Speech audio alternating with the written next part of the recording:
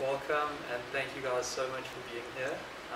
It is really awesome to see that even in small numbers, the Plant-Based Journal Club is continuing to be a thing. I think that it stands true to the sort of message and the idea behind the club that is the important thing. It's not necessarily the numbers at the moment, but it's the whole idea that we're holding a space for this in medicine and that this kind of thing is becoming a reality more and more. So with that being said, I'm so stoked that we've started this off and getting this year going. I think we have a lot of cool things ahead of us, a lot of nice sort of projects and ideas that are some more intense, some a lot less intense. So whatever level or intensity you feel like participating in or not participating in, or just seeing stuff online, that's totally awesome. And I think maybe if I can stress sort of part of a main emphasis of the idea of having these sessions is that we'll come together, and then the idea will be that whatever knowledge we get here from resources online and stuff, the idea is to start propagating it outwards. So with that being said, I would really like to give you guys the security that everything that I have been putting into these slides is coming from world-class research. Nothing here is not from a scientific literature standpoint. It's not just hearsay, and it's not just anything from the web that can be commented on or whatever. So I want you guys to be assured that you don't have to feel nervous, that we're just talking about some random stuff, that this fits in exactly with what we're trying to do as medical doctors and people who want to heal. I think we'll start to see and start to feel that that's really the power behind this information, and that's why it's so important to express it and to share it with others, particularly through our practice as medical doctors in the future. The Plant-Based Journal Club is essentially a laid-back research and discussion-based gathering where we'll discuss only the latest and most relevant nutrition studies pertaining to plant-based nutrition. And the idea is to encourage the promotion of a plant-based vegan diet for therapeutic and preventive benefits. And I hope that over maybe the last 4 sessions we had last year and the sessions that we have this year, as well as the information that we share, so this is going to be more and more obvious as we move through the year. We've just laid out our goals and our visions for the year.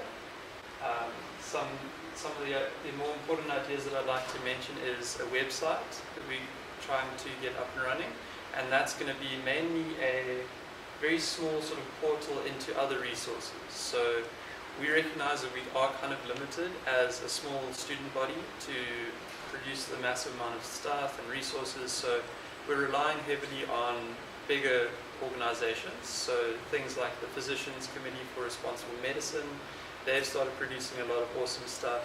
eCornell, places like nutritionfacts.org, all these various online courses that people might be interested in participating in.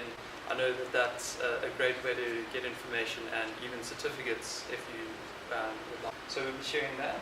And then again, one of the goals is to submit a research protocol and hopefully publish again this year. So we were successful with that goal last year. It's looking at public perceptions on benefits as well as barriers to a plant-based diet. Just something that we can use in a South African context to sort of help inform some of the challenges and dispel some of those myths that people might be carrying around a plant-based diet. And then we also are potentially looking at cooking classes. That's something that we're still sort of looking at and laying the basis of. Hopefully we'll turn up the heat on that one later on in the year. Maybe some nice some soup lessons or something as winter approaches, or something like that. So getting on to our first session, the main things that we would like to go through in this one is, again, revisiting why we should consider nutrition in healthcare, taking a bit more of a look at some of the major studies. Paula's going to present an awesome piece that she's put together on plant-based nutrition in children. I was reading through the slides and looking through it, and I thought, wow, I wish I was a kid again so that I could, go through this kind of plant-based thing as a kid. It looks amazing. There's a lot of benefit and a lot of evidence supporting the use of it and a safe way to go about it. near the end, we would like to go through some resources of guides and accreditation courses available. This is again something that might not be for everyone, but it's something that we've started to see is more and more there. To see that some of these courses are like 4 weeks long, it requires a total of maybe like 4 to 6 hours a week, and you end up with a certificate and an understanding of how to counsel a patient through nutrition. These things are amazing, like so invaluable when you start to understand or start to see how much of an impact nutrition has. You mentioned a South African-based project called Plant-Based Health Organisation South Africa.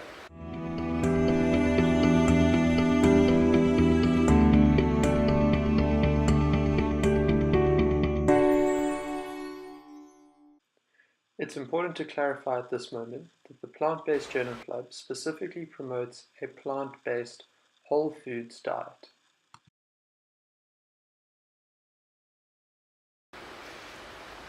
So to cover the basics, the question always comes up, what is it? So what is the plant-based diet? It's essentially a diet that's centered around whole, unrefined or minimally refined plants. It's a diet based on fruits, vegetables, tubers, whole grains and legumes, and it excludes or minimizes meats, dairy products and eggs, as well as the highly refined foods like bleached flour, refined sugar and oil. Stressing the emphasis of the whole unrefined foods is one of the major parts of it. And I think sometimes it's a part that we overlook. So when we do look at studies and things that come up later now, they don't often control for the amount of processed foods that people consume when they look at these broad statistical analyses. So we just like to emphasize that more and more research is coming out. The more you tend towards the whole foods, the better. And when it's whole food plant-based, that benefit gets more and more as we go. This slide is to kind of talk about where's this rise of popularity coming from.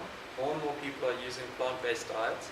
It's interesting with the plant-based sort of diets and everything because it's an intersection between so many varied facets in society with social movements, environmental movements, athletic performance types of efforts and research, massive scale scientific studies, medicine, and then sort of put there at the bottom some of the leading, or some of the names that pop up quite often. This was a slide from one of the sessions we did last year where we talked about demystify some of this protein myth. One of the other areas of interest is plant-based health isn't only for one specific group of people, it's for everyone. Female athletes are also experiencing a lot of benefit from adopting this, as well as in health terms. The world's strongest man is a vegan. Guys who do like crazy Ironman endurance type stuff, vegan.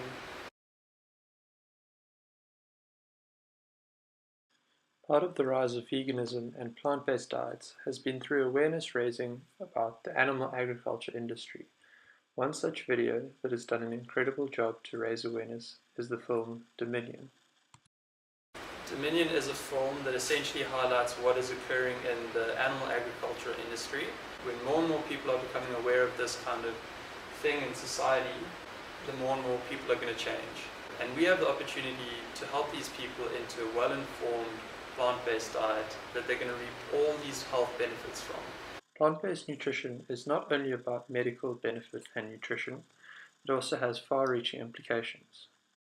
Like I said, it's so multifaceted. So multifaceted that in fact it supports all of these sustainable development goals. But really, even though it feels like some of these trends are coming in new and all of this kind of information dates back to the history of medicine. Hippocrates of Kos is a Greek physician modernly known as the father of medicine. Today, he is honored and remembered through the Hippocratic Oath, which all medical professionals take before entering the workforce. He's also attributed to having said, our food should be our medicine and medicine should be our food. That's dating back to the prehistoric dates where we didn't have things like antibiotics, we didn't have things like emergency treatments for specific things. So that's back from the beginning. And even further back, you can look at Ayurvedic teachings. In Ayurvedic proverb, it says, When diet is wrong, medicine is of no use. When diet is correct, medicine is of no need. Maybe now we're getting a little skeptical because we're all here to be medical doctors and things, so using proper nutrition is going to put us in a bit of a danger, right? Like, we're not going to have jobs and chances and things in the case, but realistically that's not 100% true. What we're seeing is that plant-based nutrition is a massive support for good medicine. Everything that we learn in these lecture halls applied side by side with plant-based nutrition is really the most powerful thing we can do. And it's something that we kind of need to do. When we look at the way that the world is progressing now, noncommunicable diseases are taking the lion's share of burden of disease as well as mortality in the world. That it surpassed infectious diseases back in the 2000s almost, and it's really becoming sort of a dire situation. An extra part of the issue is that diseases that were once believed to be diseases of affluence, only affecting high-income countries, are now becoming more apparent across all economic and socio-economic groupings. That graph in the middle there, middle top, is showing the amount of people with diabetes. Only 19% of that 100% of people with diabetes actually get controlled.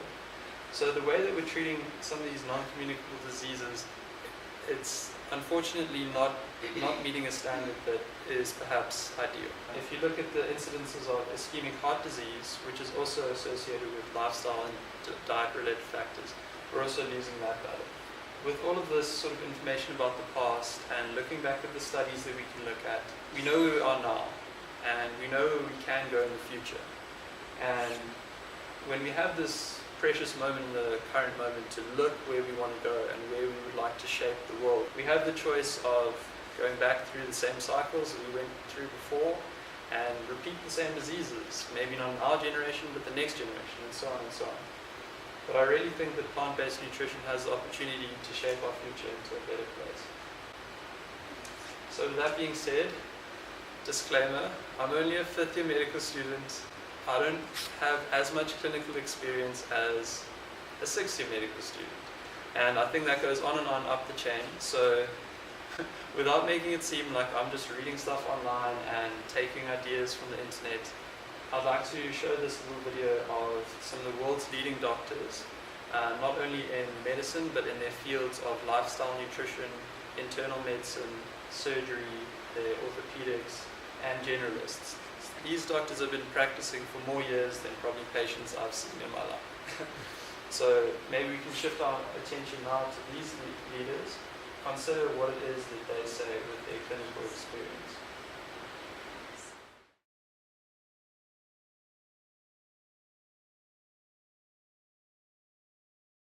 They have a specific complaint that's really bothering them, or two or three. A little bit more unusual things.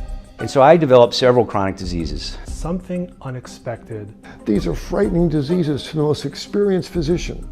If I hear one more time, we don't have enough research and we don't have enough data, my head is going to explode.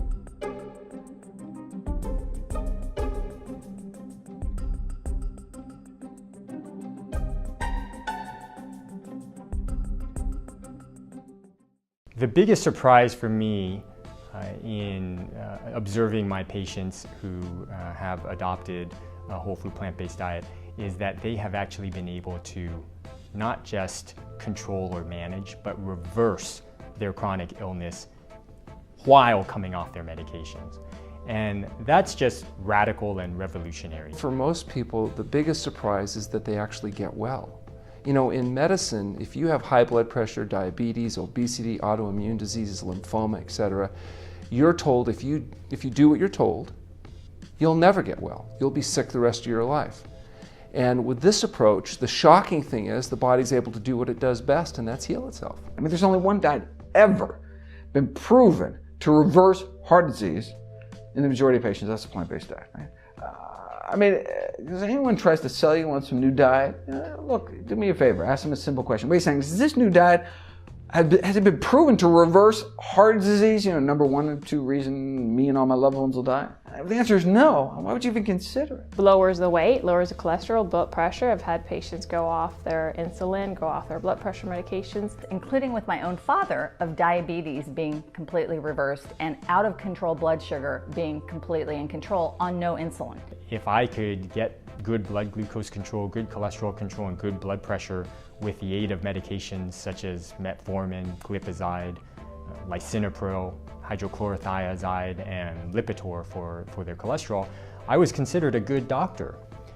And now what I'm seeing is that these same patients who come in on all these medications are able to get rid of all of them just by changing what they put at the end of their fork. It's stunning. It's awe-inspiring to see the bloat leave their faces, these lovely jaw lines appear, and this downward progression of numbers appears on their chart. Their weight goes down by 2 pounds every week. Their high elevated blood pressure comes down. Their cholesterol levels come down. Their days between bowel movements comes down as their constipation goes away. And the amount of medications that they need goes down quickly. And the only line is my satisfaction and happiness for them. That goes up. But it's just remarkable to see these diseases, these fearsome ones I was told never go away. Lupus, we don't know what causes it, never goes away. High blood pressure, they'll take these pills the rest of their life. Diabetes, once on insulin, always on insulin. Most of the time when people come into my office, they have a specific complaint that's really bothering them, or 2 or 3, all right? So they're either overweight, or they have the beginning stages of kidney disease and they're scared half to death, or they're type 2 diabetic. So that's the reason why they do it. But then what they normally will say after a period of time is, the reason why I did this, because I was really motivated, I don't want to be diabetic, I don't want to go into kidney failure. But the interesting thing, my acne cleared up, or I'm sleeping better, or I'm waking up in the morning and I'm alert.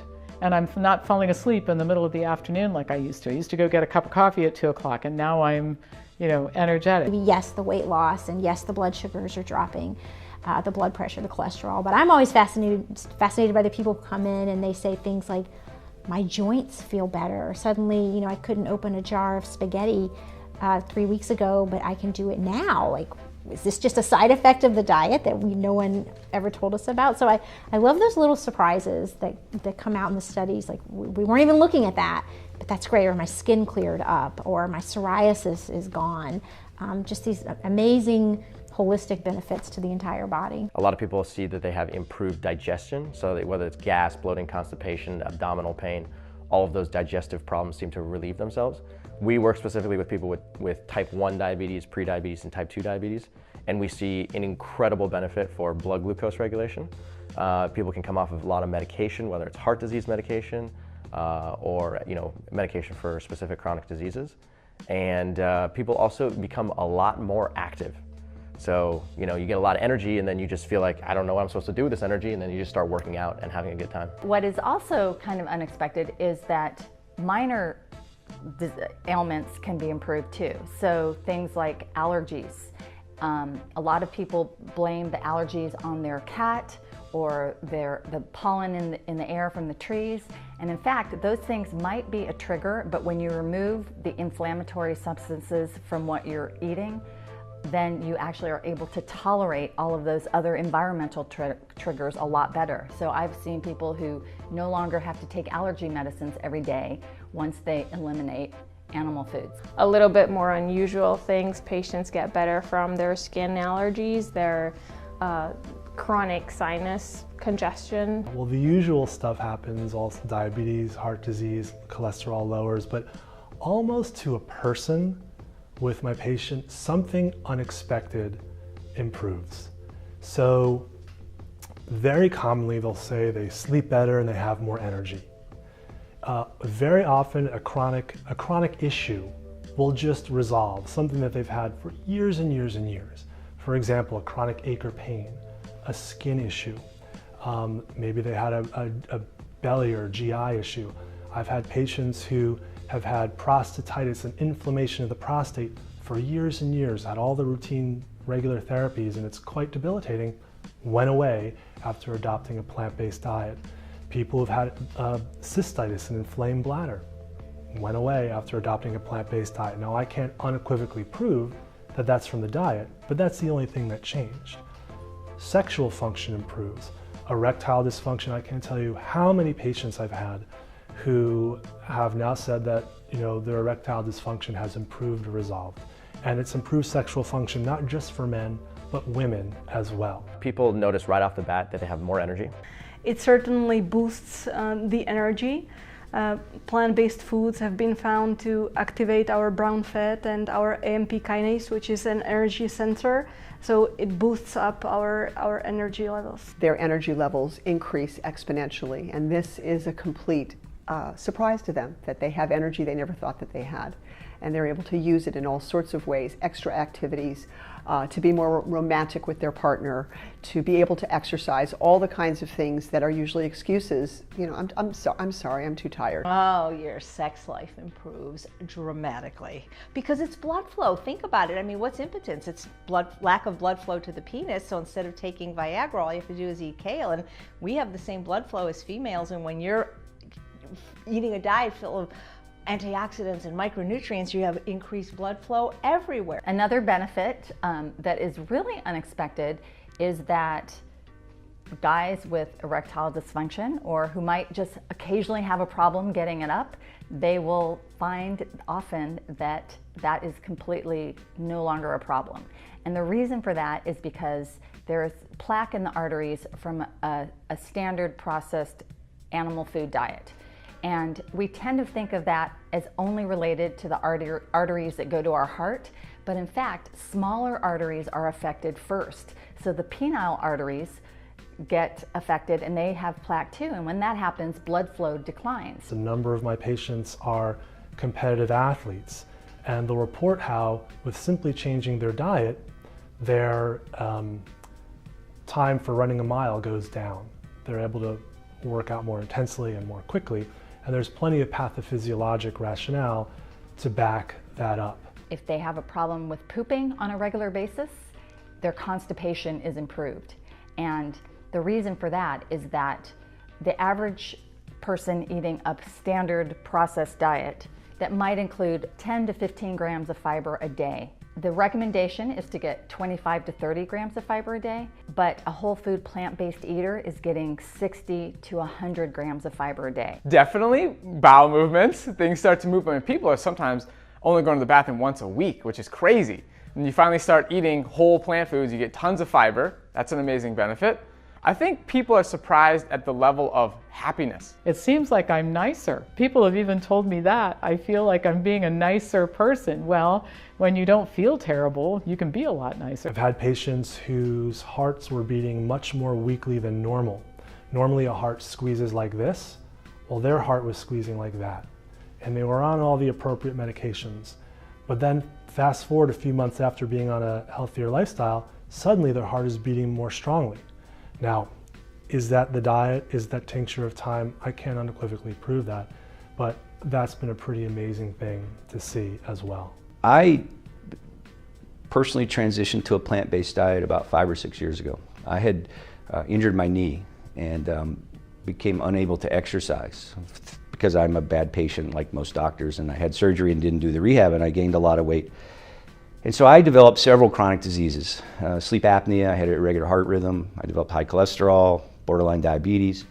And my doctors never once talked to me about my diet. They treated me just like I treated my patients at the time. And serendipitously, I saw the documentary Forks Over Knives about using food as medicine before I started a prescription for cholesterol medicine, which I had in my wallet at the time. And the most amazing things I discovered as I went through that process over the 3 months that kind of took it for a test drive, if you will. So not only did I lose weight, which I expected, not only did my cholesterol plummet, which I expected, my sleep apnea went away as I lost weight, the irregular heart rhythm went away as I lost weight. But even more amazing were the effects on my mood and my productivity at work and my general energy levels. My allergies went away, which I never expected, I mean, I never even thought about that. I had lifelong seasonal allergies, where I had to take drugs and nasal sprays, and the first allergy season after I went plant-based, they went away. And I think, people don't recognize the profound impact of the standard American diet has, not only on our health itself directly, but the inflammation is highly inflammatory, which contributes to many of these diseases like allergies and asthma and even many chronic autoimmune diseases. When you get rid of those sugar highs and lows, you no longer need a soda or a candy bar at 10 in the morning or 3 in the afternoon to sustain yourself at work. So your productivity level goes up, which gives you more time to exercise at the end of the day. And those are things I never really expected. And I see those same things in my patients, the ones that fully engage. You adopt a whole food, plant-based diet, and the obesity melts away, and the arteries open up, and the high blood pressure goes down, and the joints stop hurting, and the skin clears up, and the bowels start working, and you say, feels good to be healthy again. When we're talking about serious issues, heart disease and cancer and diabetes and obesity, these are serious now. And they are deadly serious for the next generation. Cardiovascular disease isn't the only disease that is turned around by this.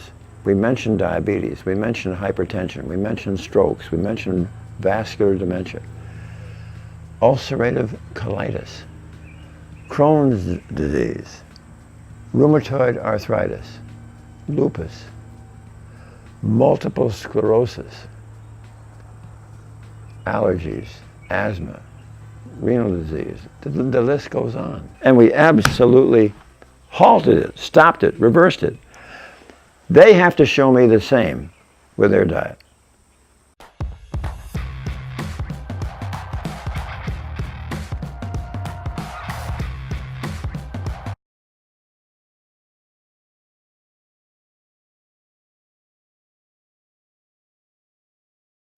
So I'm sure we might be thinking now,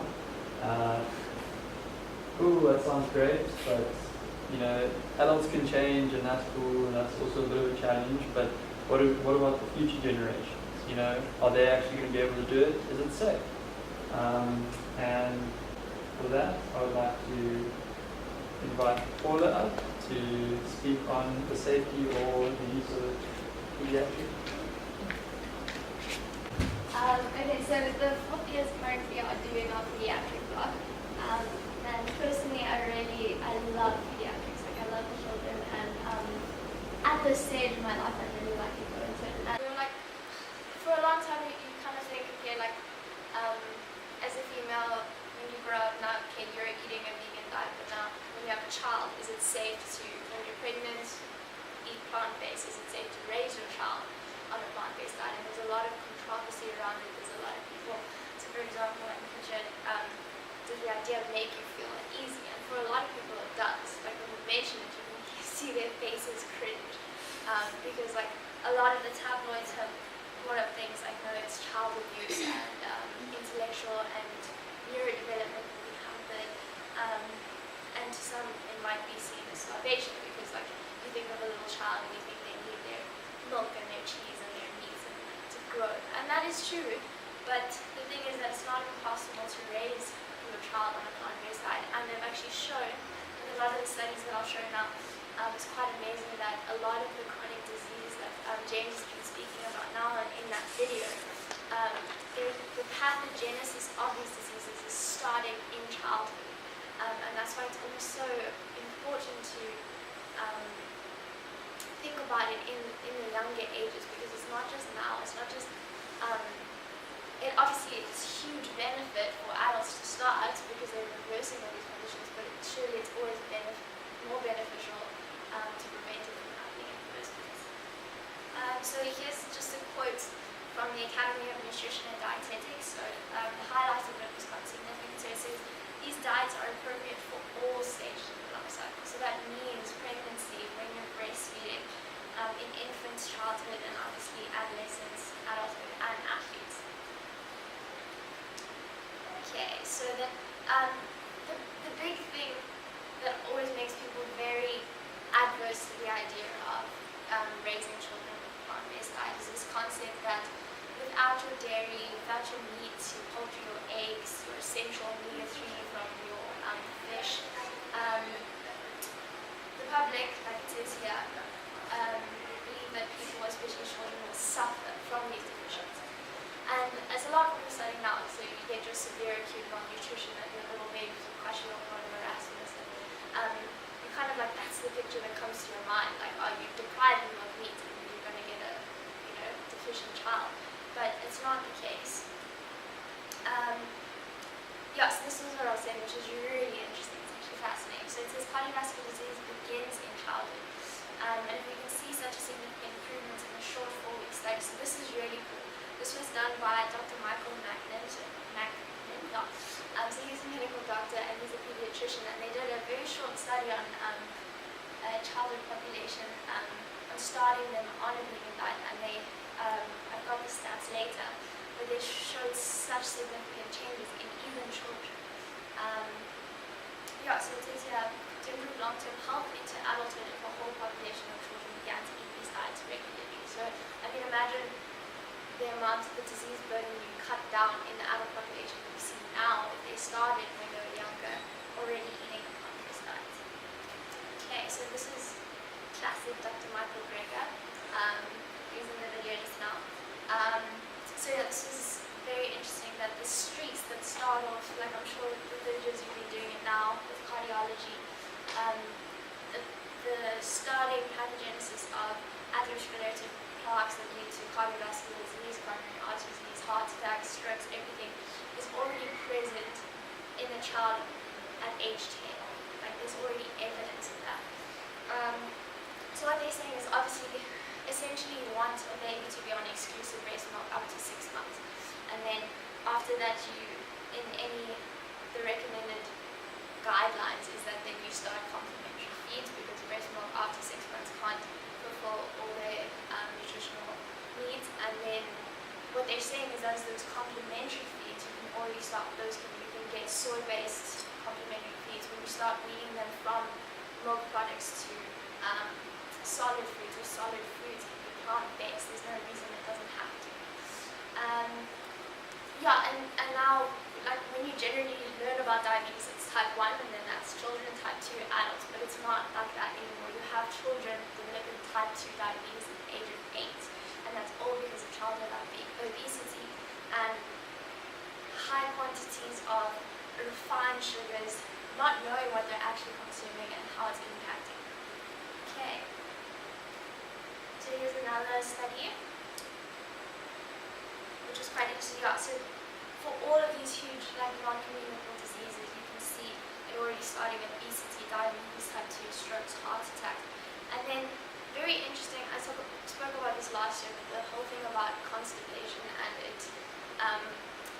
leading to colon cancer, but also very interestingly breast cancer. And that was all to do with the specific bile acids that all up in your gut go in your bloodstream and have a specific tendency to enter the breast ducts. So that's also something that can be prevented. Another diet, so this is the one that I took the quote from. So they found that in the children they saw weight loss, lower blood pressure, improved cholesterol levels, and waist circumference reduction. And it sounds weird to talk about that in children. Like even when I was reading, I was like, why does your child have high blood pressure?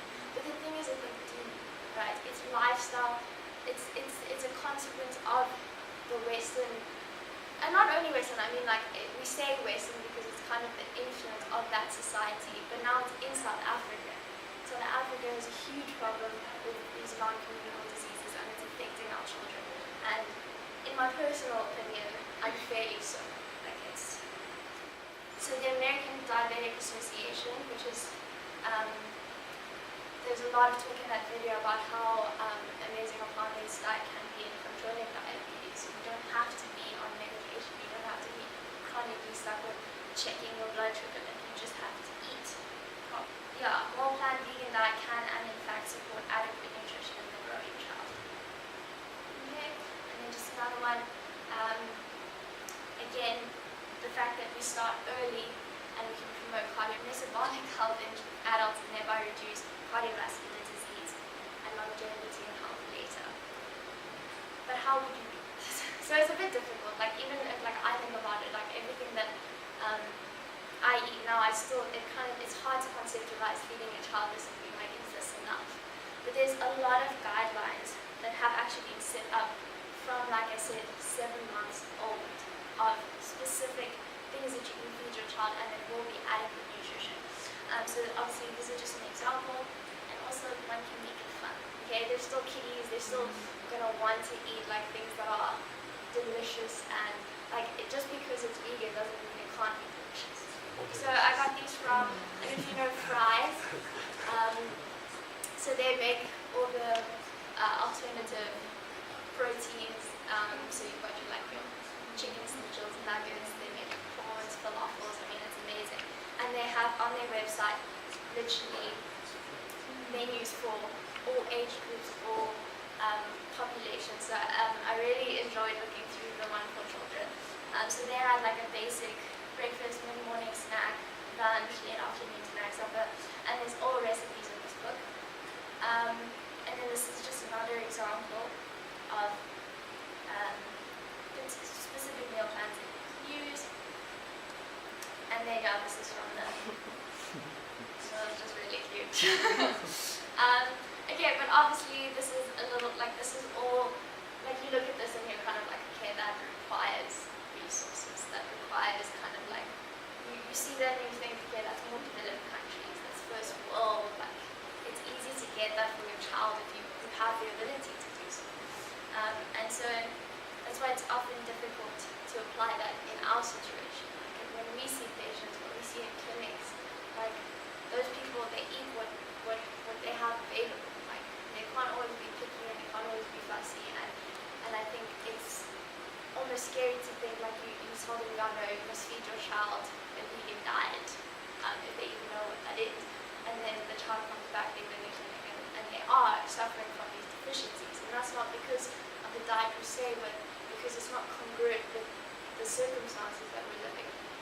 So that's obviously a major obstacle, and not only in children, but in South Africa in general. So yeah, there's also obviously, like, is it okay? Is it okay to say, like, no, I'm going to feed my child a plant-based diet? Like a lot of people would say, no, you give them the right to choose.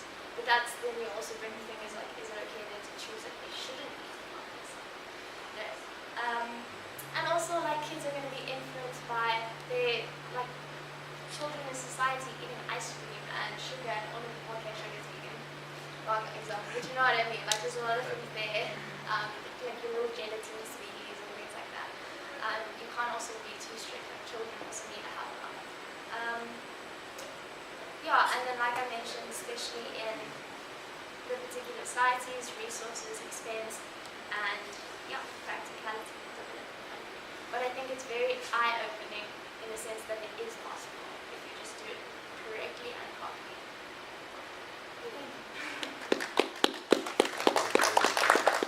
We're going to make all of these slides available on our drive. If you haven't yet got the link for the drive, please let us know and we'll share that with you. Paula also mentioned last year a presentation that we did. She did an incredible job looking at an overview on the influence, like she said, of constipation and breast cancer development. Now that's something that when you start looking into this kind of thing, you start to see what the evidence and the resources say about it, and it's amazing. It really is amazing.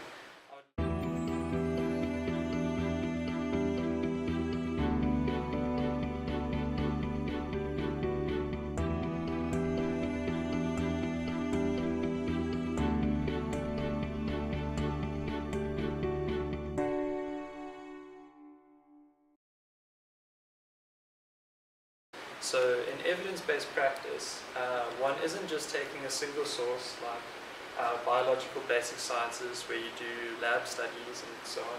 You're not just taking clinical evidence and you're not just taking epidemiological studies. You combine them all and then you use that sort of connection and collection of information to inform decisions. And one of the ways that we do that through Western science is through meta-analyses. And I'd like to introduce you to one of the most recently done meta-analyses on a vegetarian and vegan diet. This has over 86 cross-sectional studies, 10 cohort studies, or cohort prospective studies, and covers over 250,000 people. They include studies like the China study. There's also outcomes from the Nurses' Health Study and the Adventist Health Study. I would very much recommend this meta-analysis to look at, because it finds a decrease of 25% in incidence and mortality from ischemic heart disease. and a 15% decrease in incidence of total cancers. And it's through studies like that that people are able to make the further assessments and analyses. So this is an analysis and valuation of the health and climate change co-benefits of dietary change.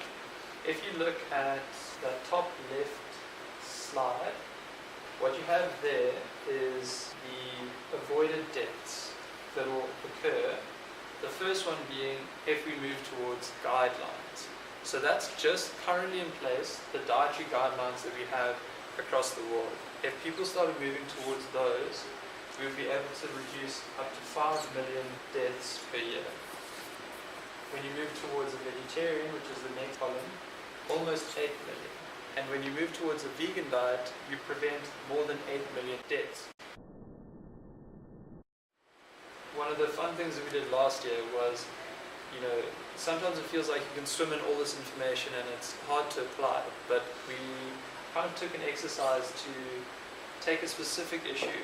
So we took diabetes and we looked at what randomised control trials are out there that specifically look at comparing the efficacy in treatment of a vegan diet to either national guidelines or no treatment for patients.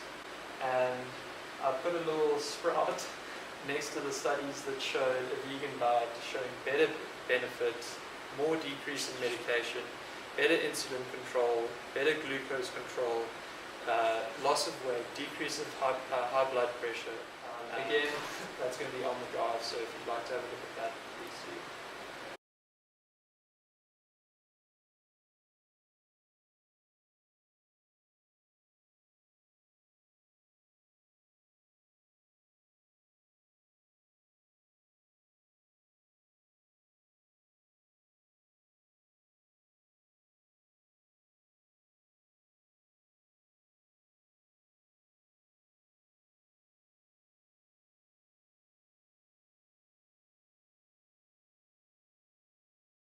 Adventists are a group of Christian religious people who live in community settings where they essentially live on very set core principles in their religion. And that involves no smoking, no alcohol. They live an active and exercise-filled lifestyle. They have a social and community cohesiveness that is sort of consistent throughout their ages. And then the one thing that is different among people in that Adventist group is that some of them are vegan and some of them follow a more Western diet. So it makes them an amazing group of people to study when you look at issues that are influenced by multiple different factors.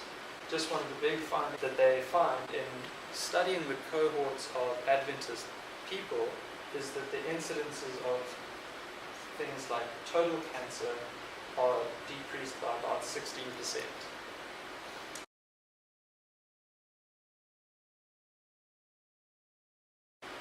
When you look at cancer in South Africa, for example, some treatments, a single treatment of hormone-targeted therapy costs 25,000 rand. You sometimes get treated with this before surgery and then after surgery for periods of up to 6 months.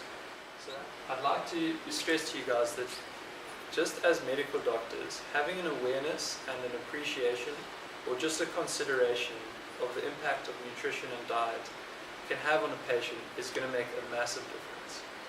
It doesn't mean that you have to sit down with them and teach them every single principle around eating a plant-based diet. That's why we have a team setting. We have the whole health system around these patients to help them towards the best outcome.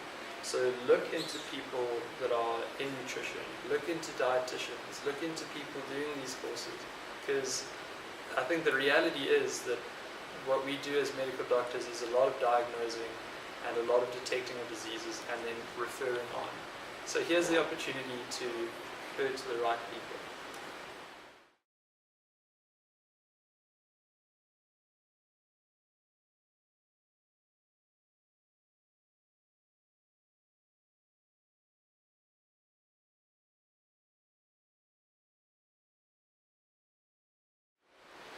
You also have other various platforms like online certificates that you can do. Some of these vary both in time, intensity, and price. There's one called Food as Medicine by the Monash University, which you can actually do for free. You can also do it for a small fee and then get a certificate. And then there's also the world-leading plant-based nutrition by Equal Now.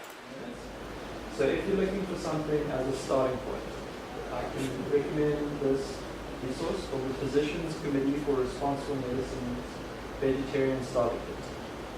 It's 16 pages and it's produced at a level that will explain to any level of patient what a vegetarian diet is and what it's good for, what it's bad for, and so on.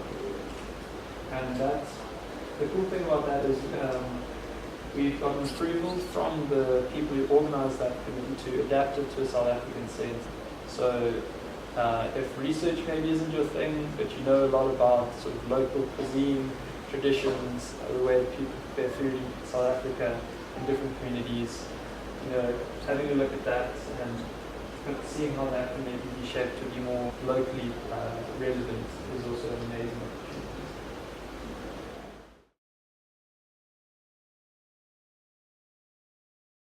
Just to illustrate sort of the simplicity of sort of the research that is actually possible, I'd like to show you guys this study called Incorporating Formal Nutrition Education into a Medical School Curriculum. That was published in the American Journal of Medicine and was conducted by a small group of medical students. It was based upon a 65-participant study as motivation, where they assessed if medical students were well trained enough to consult patients in nutrition.